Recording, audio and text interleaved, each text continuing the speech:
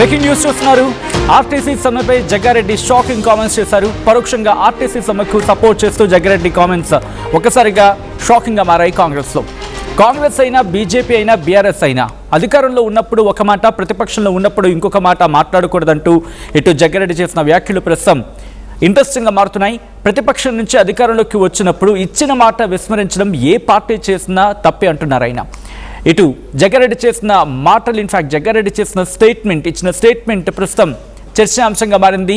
ఇంతకీ జగ్గారెడ్డి ఏమన్నారు?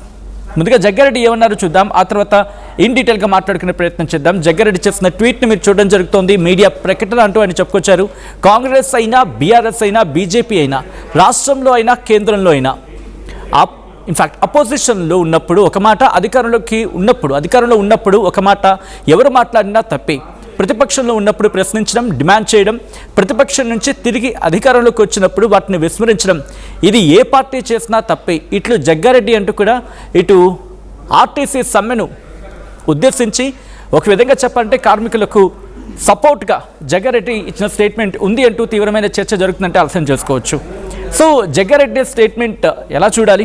దాంతోపాటు కాంగ్రెస్లో మరి ముఖ్యంగా ఈ స్టేట్మెంట్ ఇటు కాంగ్రెస్ని క్వశ్చన్ చేస్తున్నట్ట, లేకపోతే కోర్స్ జగ్గారెడ్డి అసంతృప్తి అనే మాట అంతగా కనిపించదు జగ్గారెడ్డికి సంబంధించింది. ఏంటంటే ఆయన ఒకవేళ ఏమైనా ఉంటే కనుక కుండ బద్దలు కొట్టినట్టు ముఖం మీద మాట్లాడుతుంటారనే మాట వినిపిస్తూ ఉంటుంది. సో ఇటువంటి నేపథ్యంలో జగ్గారెడ్డి చేసిన స్టేట్మెంట్ దేనికి నిదర్శనం? మరి ముఖ్యంగా ఆర్టీసీ సమ్మెకు సపోర్ట్గా వెళ్ళే ప్రయత్నమా, లేకపోతే ఇటు ఆర్టీసీ కార్మికులకు కాంగ్రెస్ పార్టీలో తాను ఒక గొంతుకై ఉన్నానని చెప్పే ప్రయత్నం చేయడమా? ఏం జరుగుతోంది? డీటెయిల్గా మాట్లాడుకునే ప్రయత్నం చేద్దాం. ఇదే అంశానికి సంబంధించి మరింత సమాచారం అందించేందుకు మా ప్రతినిధి మధు సిద్ధంగా ఉన్నారు. శ్రీధర్ సిద్ధంగా ఉన్నారు. శ్రీధర్కి వెళ్ళే ప్రయత్నం చేస్తాను. శ్రీధర్ మరింత సమాచారం అందించేందుకు సిద్ధంగా ఉన్నారు. శ్రీధర్, ఇంట్రెస్టింగ్ కామెంట్స్ జగ్గారెడ్డి నుంచి మాట్లాడుకుంటే, ఇన్ఫాక్ట్ చాలా తక్కువగా ఆయన ట్వీట్ చేస్తూ ఉంటారు, లేకపోతే ఆయన స్టేట్మెంట్ ఏదైనా బోల్డ్గా మాట్లాడే ప్రయత్నం జరుగుతూ ఉంటుంది. అండ్ ఇప్పుడు జగ్గారెడ్డి ఇచ్చిన స్టేట్మెంట్ని ఎలా చూడాలి? ఇటు కాంగ్రెస్లో అసంతృప్తి అనే మాట ఏమైనా ఉందా ఆయన విషయంలో, లేకపోతే ఆర్టీసీ కార్మికులకు సపోర్ట్గా మాట్లాడుతున్న సందర్భమా? కాంగ్రెస్ పార్టీలో ఎటువంటి చర్చ ఉంది శ్రీధర్?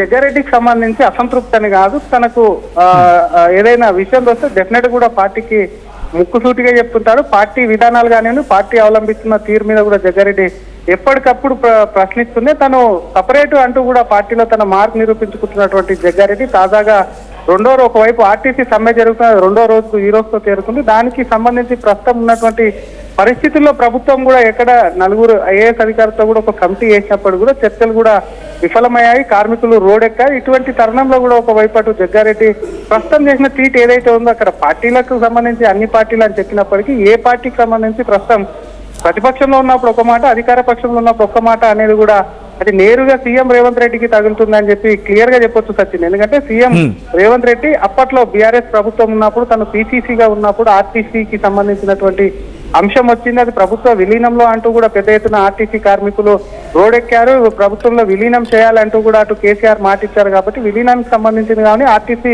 కార్మికుల యొక్క వాళ్ళకు రావాల్సినటువంటి బెనిఫిట్స్ మీద పెద్ద ఎత్తున కూడా వాళ్ళు నిరసన తిని అటువంటి తరుణంలో కూడా ఇటు సరూర్నగర్ ఇండోర్ స్టేడియంలో జరిగినటువంటి సభలో రేవంత్ రెడ్డి మాట్లాడుతూ తమ ప్రభుత్వంలోకి వచ్చిన తర్వాత ఆర్టీసీ విలీనం పైన కూడా డెఫినెట్ గా కూడా నిర్ణయం తీసుకుంటాము, దాని మీద ఆలోచిస్తామని చెప్తున్నాం. మరొక పక్క బెనిఫిట్స్ సంబంధించినటువంటి అంశం కూడా ఎప్పటికప్పుడు కూడా ఆర్టీసీని కూడా ప్రస్తుతం కూడా ఆర్టీసీ లాస్ట్ లో ఉంది కాబట్టి దాన్ని డెఫినెట్ గా లాభాల్లోకి తీసుకోవటం, ఇటువంటి అంశాలన్నీ కార్మికుల బెనిఫిట్స్, కార్మికుల కోసం పనిచేస్తాం, వాళ్ళకి టైం పీరియడ్ ఇవన్నీ కూడా మాట్లాడారు. కాబట్టి వీటన్నిటికీ సంబంధించి ప్రస్తుతం 2 రోజులుగా సమ్మె జరుగుతుంది. మరొక పక్క ప్రయాణికులు తీవ్ర ఇబ్బందులు పడుతున్నారు. ఇంకో పక్క అటు ఆర్టీసీ కూడా ప్రభుత్వం నుంచి ఒత్తిడి వస్తుంటే ప్రైవేటుకు సంబంధించినటువంటి బస్సులను నడిపిస్తుంది, ప్రైవేటు డ్రైవర్లను పెడుతుంది. అక్కడ కొంత ఉద్రిక్త పరిస్థితులు ఉంటుంది. వీటన్నిటిని చూసినటువంటి జగ్గారెడ్డి ముక్కుసూటితనం నేరుగా మాట్లాడతాడు. ప్రభుత్వంలో ఉన్న ప్రతిపక్షంలో ఉన్న జగ్గారెడ్డికి సంబంధించి నేరుగా విమర్శ చేయాలనుకుంటే మాత్రం డెఫినెట్ గా కూడా విమర్శ చేస్తుంటారు. కాబట్టి ప్రస్తుతం వీటిలో ఒకవైపు కూడా ట్వీట్ క్లియర్ గా మనం అబ్జర్వ్ చేస్తే అటు పార్టీ పేరు కానివ్వండి, ఏ నాయకుడి పేరు చెప్పకపోయినప్పటికీ తను ఒక కామన్ మ్యాన్ ఏ విధంగా అయితే ట్వీట్ చేస్తాడో ఆ విధంగా కూడా జగ్గారెడ్డి ట్వీట్ అనేది క్లియర్ గా మనం అబ్జర్వ్ చేస్తూ పార్టీలకు సంబంధించి అది కాంగ్రెస్ కావచ్చు, బీఆర్ఎస్ కావచ్చు, మరొక పక్క బీజేపీ కావచ్చు, ఏ పార్టీ ప్రతిపక్షంలో ఉన్న చాలా గొంతెమ్మ కోరికలు అంటారు. ఆ గొంతెమ్మకు సంబంధించినటువంటి పెద్ద పెద్ద ప్రజలకు హామీలు ఇస్తుంటారు. అటు ప్రభుత్వంలోకి వచ్చినాక హామీలను కూడా తుంగలు దొక్కుతారు. కాబట్టి అందులో భాగంగా కూడా జగ్గారెడ్డి ట్వీట్ అటువంటిదే. ప్రస్తుతం అది సొంత పార్టీ కానివ్వండి, ఇక్కడ ఉన్నటువంటి కాంగ్రెస్ ప్రభుత్వం, రాష్ట్రంలో ఉన్నటువంటి కాంగ్రెస్ ప్రభుత్వాన్ని కొంత జగ్గారెడ్డి కూడా నేరుగా ప్రశ్నించడం ముక్కుసూటిగా ఒకవైపు, ఎందుకంటే తన సొంత పార్టీ మీద అక్కడ పెడితే మాత్రం నేరుగా కొంత పార్టీ ఇబ్బందుల్లో పడుతుంది కాబట్టి ఎంతో కొంత పార్టీని గిచ్చే ప్రయత్నం ఆ ట్వీట్ తో చేశారు. ప్రభుత్వాన్ని కూడా కొంత మేల్కొల్పే విధంగా కూడా ట్వీట్ ఉందని చెప్పొచ్చు సత్యం.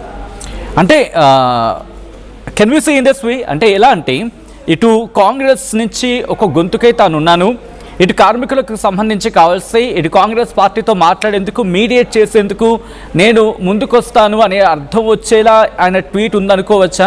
ఎందుకంటే ఇప్పుడు ఆ చర్చలు ప్రతిష్టంభన కొనసాగుతుంది, కార్మికులు వాళ్ళు ఇన్ఫ్యాక్ట్ వాళ్ళ డిమాండ్ నెరవేర్చాలంటున్నారు, వాళ్ళు అక్కడ బెట్టు దిగటం లేదు. అట్ ద సేమ్ టైం ఇటు యాజమాన్యం కావచ్చు లేకపోతే ప్రభుత్వం కావచ్చు, లేదు ఆ డిస్కషన్స్ పూర్తిగా జరిగిన తర్వాత కాస్త టైం తీసుకున్నా పూర్తిగా నెరవేర్చలేదా, దీని మీద ఒక విధంగా చెప్పాలంటే పూర్తి స్థాయి కొడుకు వచ్చిన తర్వాత అప్పుడు మీరు ముందుకు వెళ్ళినట్టు కూడా ఇటు యాజమాన్యం కావచ్చు ప్రభుత్వం కావచ్చు చెప్పుకొస్తోంది.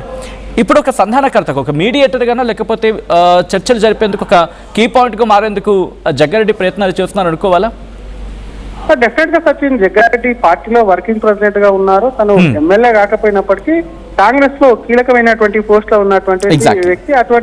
అటువంటి వ్యక్తి కూడా పార్టీకి సంబంధించి ఆర్టీసీ కార్మికులకు సంబంధించిన విషయాన్ని డెఫినెట్ గా ఇప్పటికీ కూడా కొంత పార్టీ దృష్టికి అటు ప్రభుత్వం దృష్టికి తీసుకెళ్లి ఉంటాడు కాబట్టి వాళ్ళ నుంచి కూడా కొంత సానుకూలత రానప్పుడు ఇటువంటి కూడా ఆలోచన వచ్చి జగ్గారెడ్డి పెట్టుంటాడేమో అన్న అనుమానం కూడా కలుగుతుంది. ఎందుకంటే అటు ఆర్టీసీ కార్మికులకు సంబంధించినటువంటి విషయం అనేది కూడా ఆర్టీసీకి సంబంధించిన రవాణా శాఖ మంత్రి కావచ్చు, మరొక పక్క ముఖ్యమంత్రి పరిధిలో ఉన్నటువంటి అంశం కాబట్టి దానికి సంబంధించినటువంటి 4 అధికారుల కమిటీ వేసి వాళ్ళతో చర్చలు విఫలమవడం, మరొక పక్క ఆర్టీసీ కార్మికులు ఇచ్చినటువంటి 32 డిమాండ్స్ ఏవైతే ఉన్నాయో అందులో కొన్నిటిని కూడా ప్రభుత్వం ప్రస్తుతం కూడా ఒప్పుకోవడం లేదు కాబట్టి వాటినే ఖచ్చితంగా కూడా అమలు చేయాలని చెప్పి మరోపక్క ఆర్టీసీ కార్మికులు పట్టుబడుతుండడంతో కూడా ఈ రోజు జరిగేటువంటి కేబినెట్ మీటింగ్ ఉంది. ఆ కేబినెట్ దృష్టికి, ఎందుకంటే కేబినెట్ స్టార్ట్ కాకముందు కేబినెట్ దృష్టికి కూడా జగ్గారెడ్డి తీసుకెళ్లి ఉంటాడు. ఆయనకు అక్కడ నుంచి ఏదైనా నెగిటివ్ సైన్ వచ్చిందా అన్నదాన్ని కూడా ట్వీట్ ద్వారా అర్థం చేసుకోవచ్చు. కాబట్టి డెఫినెట్ గా ఆ కేబినెట్ మీటింగ్ లో చర్చ అయితే జరుగుతుందో ఆ చర్చ అనంతరం కూడా ఏదైనా టీసీ మీదనే ప్రధానంగా చర్చ జరుగుతుందని పెద్ద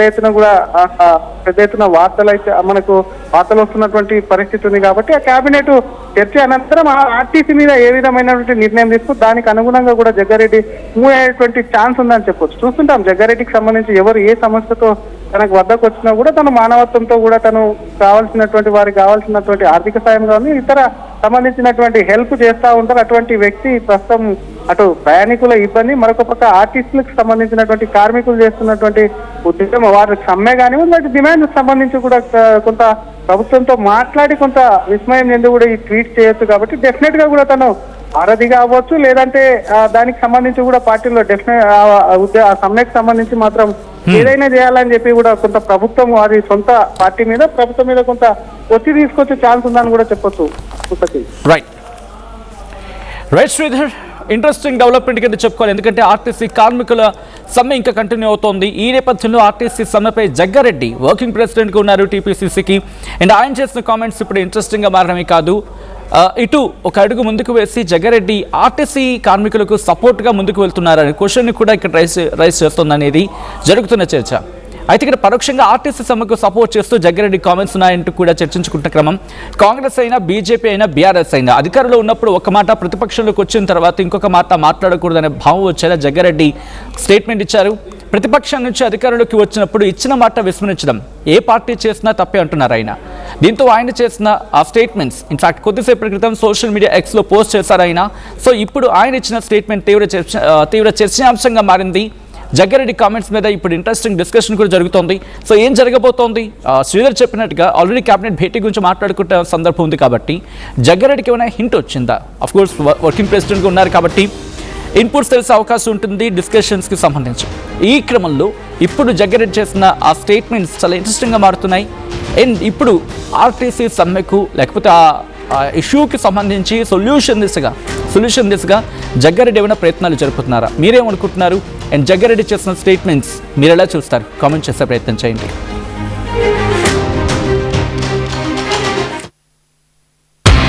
At KLA Global Business School, we turn the students of today into the leaders of tomorrow. Global KL Business School.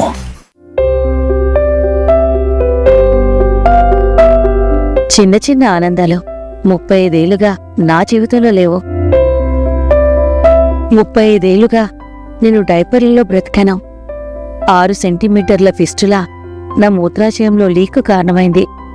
ఎవరూ నాకు సహాయం చేయలేకపోయారు. AINUలో వైద్యులను కలిసే వరకు అక్కడ వారు రోబోటిక్ శస్త్రచికిత్సతో నాకు పరిష్కారం ఇచ్చారు. వారు నా ఆత్మవిశ్వాసాన్ని కూడా తిరిగిచ్చారు. Precision care makes it possible. The Center for Robotic Surgery at AINU